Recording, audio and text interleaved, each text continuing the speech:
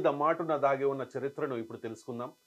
జ్వాలాపురం ఇప్పుడు ఈ పేరు ఎక్కువగా వినిపిస్తూ ఉంది. ఉమ్మడి కర్నూలు జిల్లా, ప్రస్తుత నంద్యాల జిల్లాలో ఉన్న జ్వాలాపురంలో 74,000 ఏళ్ల క్రితం ఆదిమ మానవులు నివసించినట్లుగా ఉన్న కొన్ని ఆధారాలు బయటపడ్డాయి. ఇప్పటి వరకు మన భారతదేశంలో 60,000 ఏళ్ల వరకు మాత్రమే చరిత్ర ఉంది. అంటే అప్పట్లో ఆదిమ మానవుల సంచారానికి సంబంధించి, వాళ్ళు వాడిన పనిముట్లకు సంబంధించి కొన్ని భూమి లోపల పొరల్లో దొరికాయి. ఇప్పుడు జ్వాలాపురంలో దొరికిన కొన్ని ఆధారాలను బట్టి చూస్తే 74,000 ఏళ్ల క్రితమే ఇక్కడ ఆదిమ మానవుల సంచారం జరిగింది. అసలు ఎందుకు ఈ జ్వాలాపురం పేరు ఇప్పుడు అంతగా వినిపిస్తోంది, దీని వెనక ఉన్న చరిత్ర ఏంటి అనేది అంతర్జాతీయ నిపుణులు ఎంజీ రావు గారు చెప్తారు. ఎంజీ రావు గారు, ఏంటి జ్వాలాపురం స్టోరీ?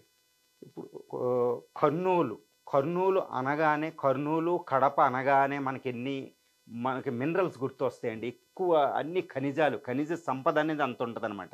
ఈ జియోలాజికల్ అంటే భూ విజ్ఞాన శాస్త్రపరంగా కర్నూలుకు ఒక ప్రత్యేకత ఉంటుంది అనమాట. ఇప్పుడు ఈ జ్వాలాపురం దాని పేరులోనే ఉంది. జ్వాల అంటే అగ్నిపర్వతాలు, జ్వాలాముఖి అంటాం. అగ్నిపర్వతాలని తెలుగులో ఏంటంటే ఒక రకంగా వాల్కనోస్ అంటే జ్వాలాముఖి సంస్కృత పదం. ఈ జ్వాలాపురం అంటే అగ్నిపర్వతాలకు సంబంధించిన ఒక చరిత్ర అని అర్థం అనమాట. జ్వాలాపురం ఆ పేరు కూడా ఎలా వచ్చిందో చూడండి. ఈ జ్వాలాపురం ఏంటంటే ప్రకృతి విపత్తులు మానవుడు ఎలా తట్టుకున్నాడు అనే దానికి ఒక సూచిక అయితే, ఈ జ్వాలాపురం ఇంకోటి ఏంటంటే 74,000 సంవత్సరాల క్రితం మానవుడి యొక్క మనుగడ భారతదేశంలో ఉంది అనే సూచిస్తుంది అనమాట. కానీ ఇప్పుడు మీరు చెప్పినట్టు ఇది వార్తల్లో ఎందుకు ఉందంటే, ఈ చూడండి, ఇదిగోండి తెల్లగా ఉండేది యాష్ అనమాట. వాల్కనో పేలడం వల్ల వచ్చిన బూడిద. ఈ బూడిద ఇక్కడ పేరుకుందనమాట. దీని కింద ఇదిగోండి పనిముట్లు, రాతి పనిముట్లు మనకు కనిపిస్తాయి. తర్వాత పైన రాతి పనిముట్లు, ఈ పనిముట్లు ఇక్కడ మానవుడు ఉన్నాడు, ఈ పొర వచ్చింది, తర్వాత ఈ మానవుడు ఉన్నాడు. ఇక్కడ మానవుడు ఎక్కువ ఉన్నాడు, మానవ సంచారం ఎక్కువ ఉందన్నమాట. కానీ ఈ భూకంప తీవ్రత వల్ల, అది చెప్తాను ఇక్కడ, ఈ భూకంప యాష్ వల్ల మానవుడు కొంత అంతరించాడు. ఇదిగోండి అంటే ఏంటి, 75,000 సంవత్సరాల క్రితం మానవుడు మనుగడ పుష్కలంగా సస్యశ్యామలంగా భారతదేశంలో ఉంది అని చెప్పేదే మన జ్వాలాపురం కర్నూలు. కానీ రీసెంట్గా న్యూస్ ఏంటంటే, ఈ యాష్ అనే దాన్ని వీళ్ళు ఏం చేస్తున్నారంటే, సిమెంట్ పరిశ్రమలు, ఇటుక బట్టి పరిశ్రమల వాళ్ళు తవ్వుకుని తీసుకుపోతున్నారు.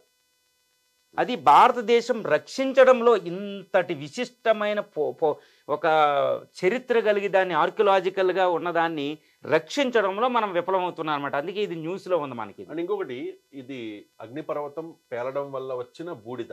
అవునండి. మరి భారతదేశంలో అగ్నిపర్వతాలు లేవు కదా, మరి ఎక్కడ పేలింది, ఇక్కడికి ఎందుకు వచ్చింది? ఇది భారతదేశంలో ఈ అగ్నిపర్వతం లేదు. కానీ ఏంటంటే ఇది లేక్ టోబా అంటారు. ఇది లేక్ టోబా అని సుమిత్ర ఐలాండ్ దగ్గర ఉందన్నమాట.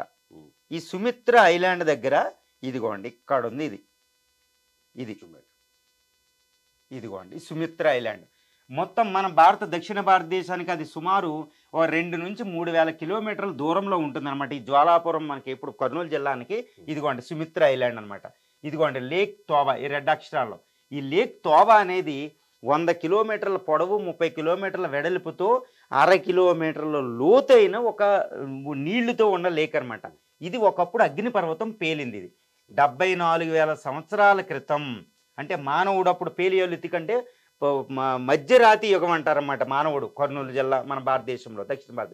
ఇది పేలడం వల్ల ఈ యాష్ కంటెంట్ చూడండి, ఇది చాలా తీవ్రమైన పేలుడు అనమాట. ఎంత పేలిందంటే మొత్తం ఒక 20,000 చదరపు కిలోమీటర్ల భూమి యాష్ కింద, బూడిద కింద మారిపోయి అంతరిక్షంలోకి వెళ్ళిపోయింది. అంటే కొన్ని వేల అణుబాంబులతో సమానం. ఇదిగోండి ఈ బూడిద ప్రపంచవ్యాప్తంగా పడిపోయింది.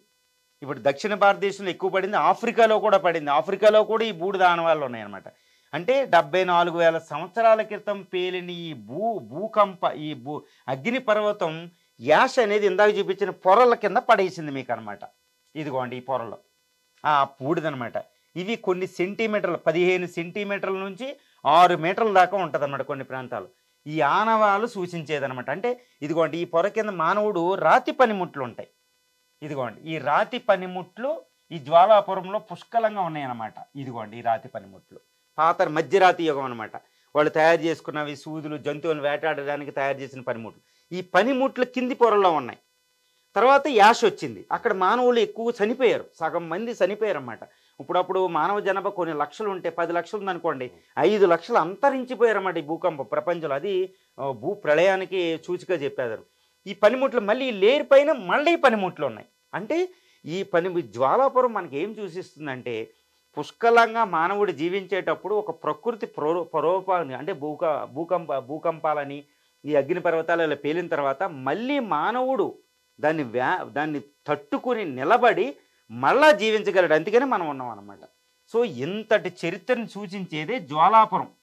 ఈ జ్వాలాపురాన్ని రక్షించుకోవాలని చెప్తూ ఉంటారన్నమాట. ఇదిగోండి, ఇది ఈ బూడిదని ఎత్తుకుపోతున్నారన్నమాట. ఈ బూడిద ఏదో సామాన్యమైన యాష్ కాదు, ఏదో కోళ్ళు విద్యుత్ కేంద్రాల్లో వచ్చే యాష్ ఫ్లై యాష్ కింద పట్టుకుపోతున్నారు. ఇది